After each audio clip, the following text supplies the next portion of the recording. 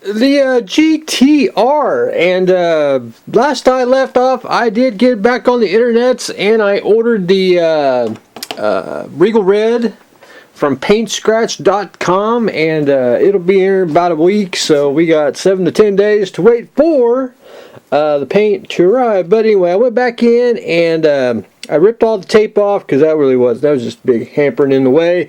Went in with a brush and basically put another coat on the seats to get them more opaque. I just had to dig deeper in the bottle there. It is thin, but it needs one more coat. I think I'll be satisfied with it.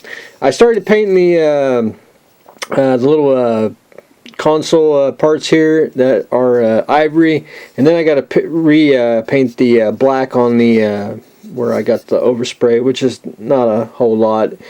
I basically went in and touched up a little black here and there, and then I'm going to do the floorboard next. Just can only do so much when it's wet paint. But anyway, we're getting opaque and we're getting ready to go on that. Again, did the same thing with the door. Took the tape off. Trying to paint the inside of here that's supposed to be black.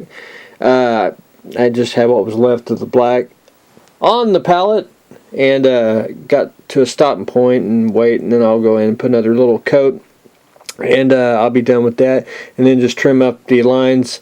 Got most of the overspray painted on the side here, as you can see on this one. I have not.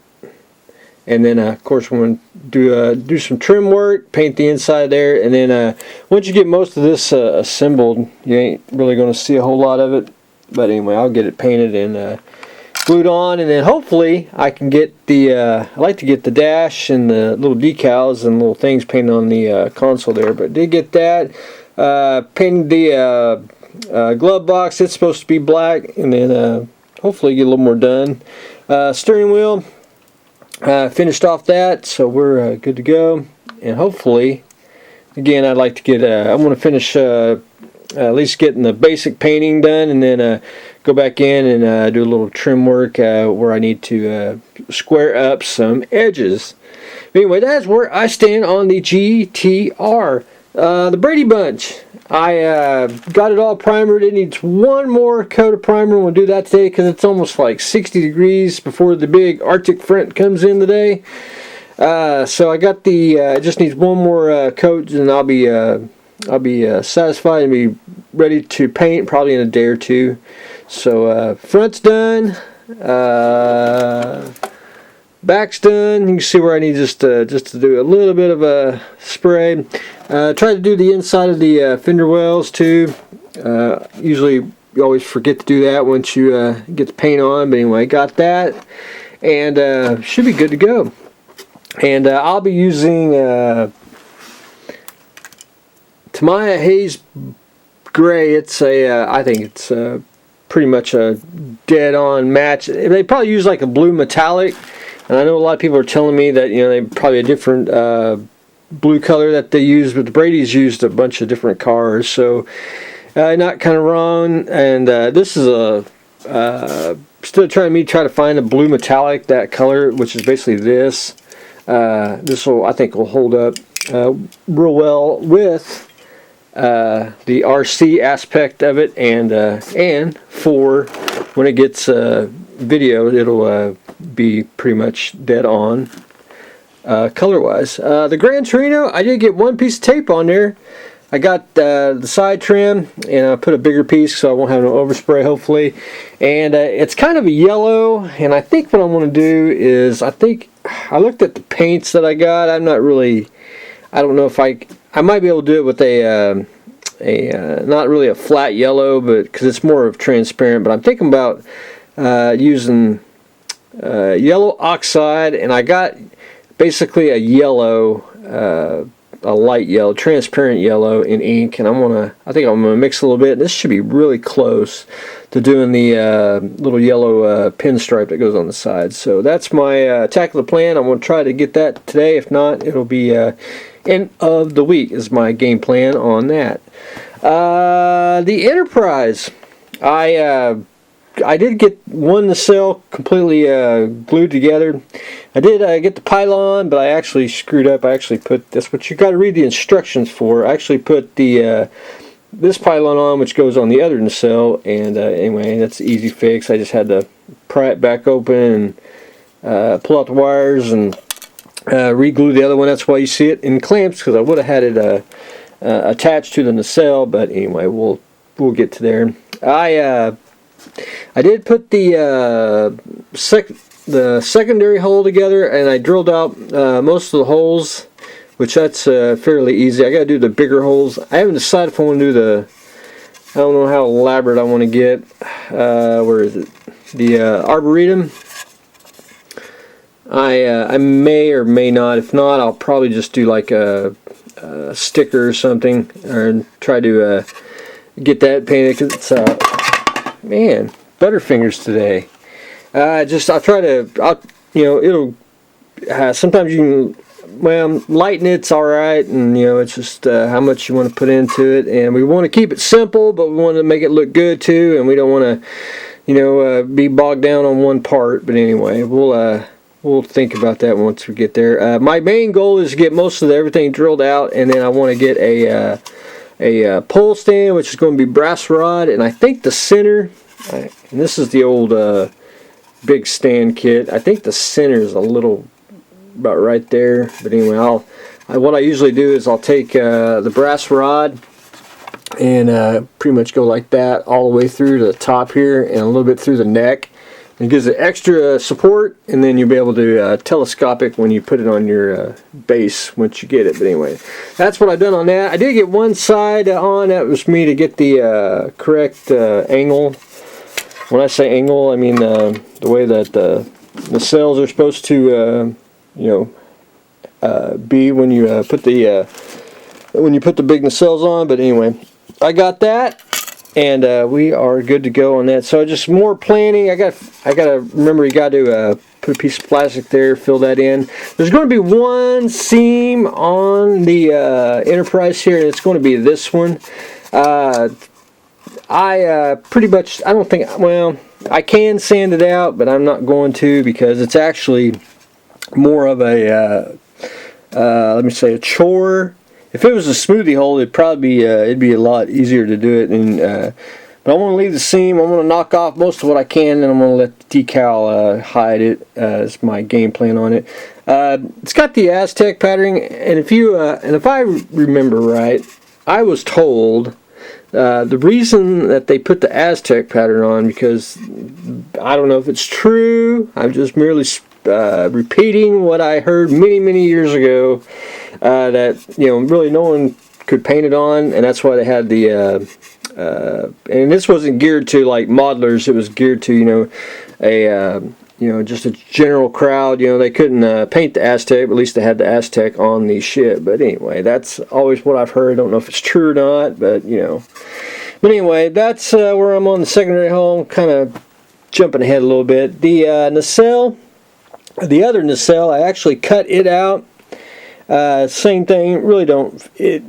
It does fit, but it's not really. I think it should be a little bit smaller, but that's just me.